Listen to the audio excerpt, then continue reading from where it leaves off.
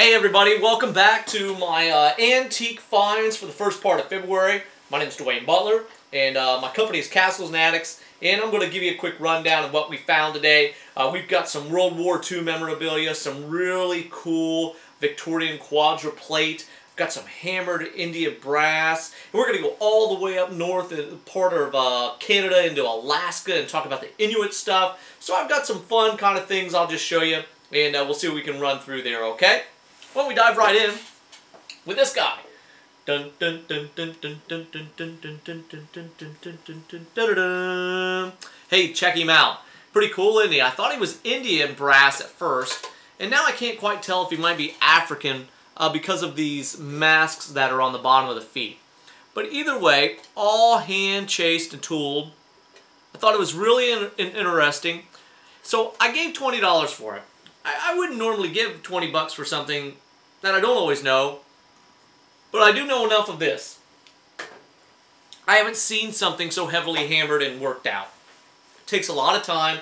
We always see these Indian brass pieces that have little figures in them, and they're kind of unique, but that one I really like because it's really heavily tooled. So I bought it.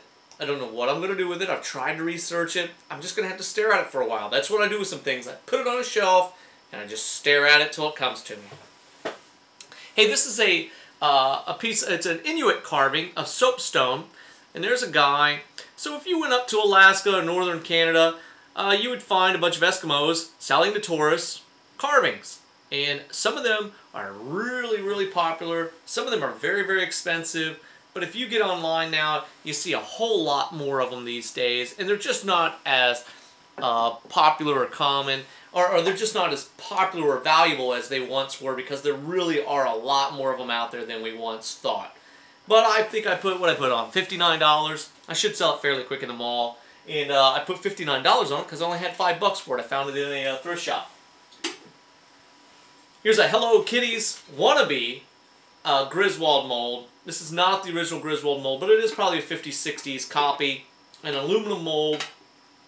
These are easy sells, probably $39 to $59. Found that in the same thrift store that same afternoon. Piece of Barovier. Murano. Look at the little bubbles, all little gold flakes. Pretty little decorative bowl. Here is, again, I find tons of this stuff. I think I have another piece around here I'll show you as well. Jam jar. All hand-painted. How cool is that? I love these hand-painted things, as you guys know. Little Victorian box.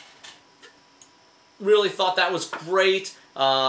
Just true little characters. You know, the lady being romanced here by the gentleman, and the cherub pooties on the top.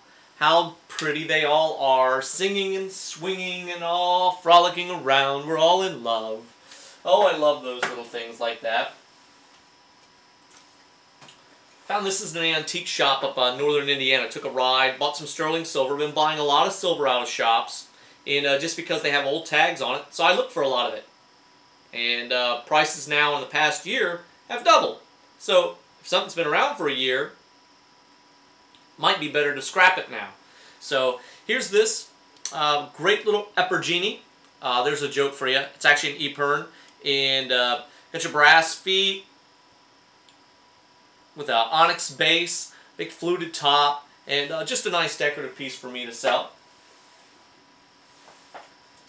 Oh, I love the Danish pieces. Here's a couple Danish candlesticks. Dansk, they should be. These came out of a shop, or out of an auction. I gave $5 for the pair. I put $19 a piece on them. There's a markup for you. Kind of great. Last week was kind of fun. I went out one afternoon. I bought absolutely nothing but alabaster lamps. This was the best one I bought. Nice Art Deco style with all the work and carved inside there. I wish I had a pair. I don't always like to buy things without pairs, but I bought this one.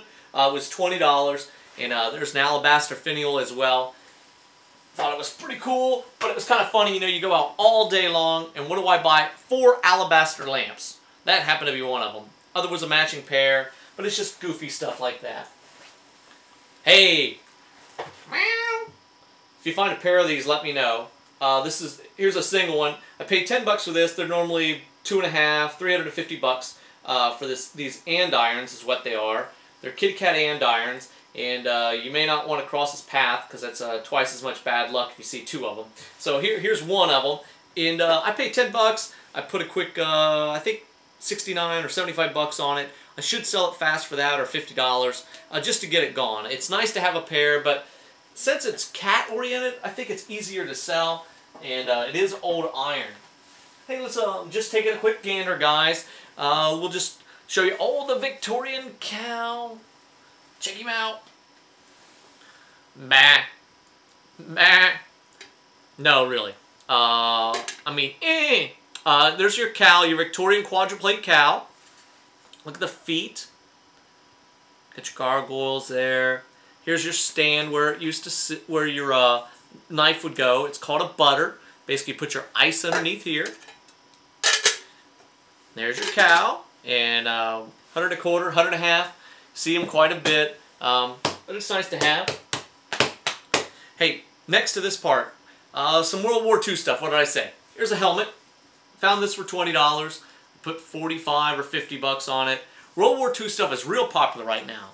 I was working in a shop the other week, and what did I see but a teenage boy walking through carrying a backpack, a World War II piece.